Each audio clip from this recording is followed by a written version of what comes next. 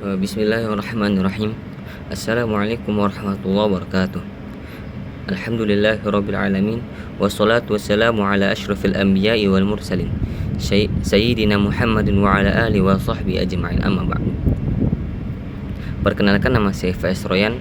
Saya dari jurusan Hukum Ekonomi Syariah dengan NIM 2310204022. Di video kali ini saya akan menjelaskan tentang dampak dari pandemi COVID-19 dan juga perang yang sedang berlangsung di Ukraina. Dampak dari pandemi COVID-19 dan perang yang sedang berlangsung di Ukraina telah memberikan dampak positif terhadap perekonomian secara signifikan. Kemerosotan pada tahun 2022 hingga beberapa komoditas umum mencapai rekor tertinggi. Pertumbuhan ekonomi melambat dan inflasi meningkat. Akibatnya, sebagian besar dunia akan mengalami resesi pada tahun 2023 menurut ekonomis.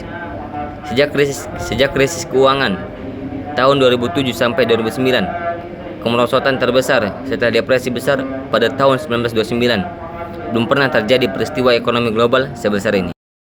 Soal pertama, apa yang terjadi dan mengapa bisa terjadi? Salah satu dampak dari pandemi COVID-19 dan juga peperangan yang terjadi di Ukraina adalah terjadinya resesi global pada tahun 2023. Dan arti dari resesi adalah kondisi ketika perekonomian suatu negara mengalami penurunan dalam jangka waktu yang cukup lama. Kemudian, mengapa resesi bisa terjadi? Salah satu faktor resesi global yang terjadi pada tahun 2023 adalah perang di Ukraina. Konflik ini telah menciptakan ketidakstabilan geopolitik dan ekonomi yang signifikan, mempengaruhi perdagangan dan investasi di seluruh dunia. Yang kedua, apakah peristiwa ini dapat mempengaruhi perekonomian Indonesia? Jawabannya adalah iya. Resesi global pada tahun 2023 dapat mempengaruhi perekonomian Indonesia. Sebagaimana yang dikatakan oleh Menteri Keuangan Sri Mulyani Indrawati, yaitu resesi global akan memberikan dampak kepada harga minyak dan komoditas lainnya yang merupakan sumber pendapatan utama bagi negara Indonesia. Soal nomor 3, kontribusi apa yang dapat diberikan oleh ekonomi dan keuangan Islam terhadap masalah ini? Ekonomi dan keuangan Islam dapat memberikan kontribusi signifikan dalam mengatasi resesi. Berikut adalah beberapa kontribusinya. Yang pertama, ekonomi Islam bisa berperan dalam meningkatkan suatu pendapatan melalui lembaga keuangan syariah dan industri halal. Peningkatan ini bisa dilakukan melalui pendistribusian zakat. Yang kedua, pemulihan ekonomi dan keuangan juga harus menyentuh ekonomi dan keuangan syariah. Ini berarti bahwa solusi untuk resesi harus memperhitungkan prinsip-prinsip ekonomi Islam, seperti menjauhkan diri dari riba dan mempromosikan keadilan sosial. Soal keempat, kebijakan apa yang dapat diterapkan oleh negara atau bank sentral atau lembaga terkait untuk mengatasi masalah ini?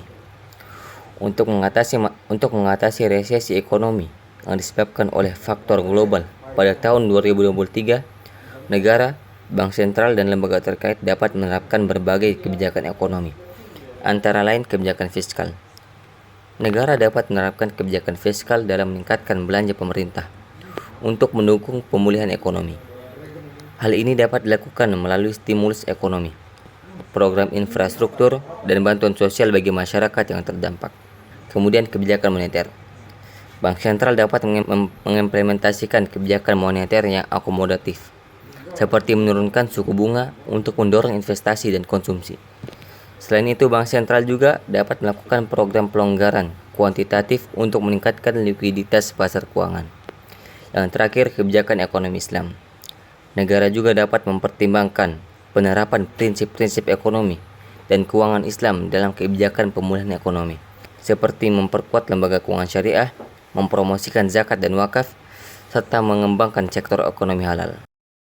Soal terakhir, apa proyeksi Anda mengenai masalah ini di masa depan? Ada dua proyeksi saya yang akan saya lakukan untuk mengatasi masalah ini. Yang pertama, ada meningkatkan literasi keuangan. Saya perlu meningkatkan pemahaman tentang manajemen keuangan pribadi, investasi dan perlindungan aset. Dengan literasi keuangan yang baik, maka saya dapat mengelola keuangan dengan lebih bijaksana. Yang kedua, menabung dan berinvestasi. Menabung secara teratur dan berinvestasi dalam instrumen keuangan yang sesuai dengan tujuan keuangan jangka panjang dapat membantu menghadapi ketidakpastian ekonomi.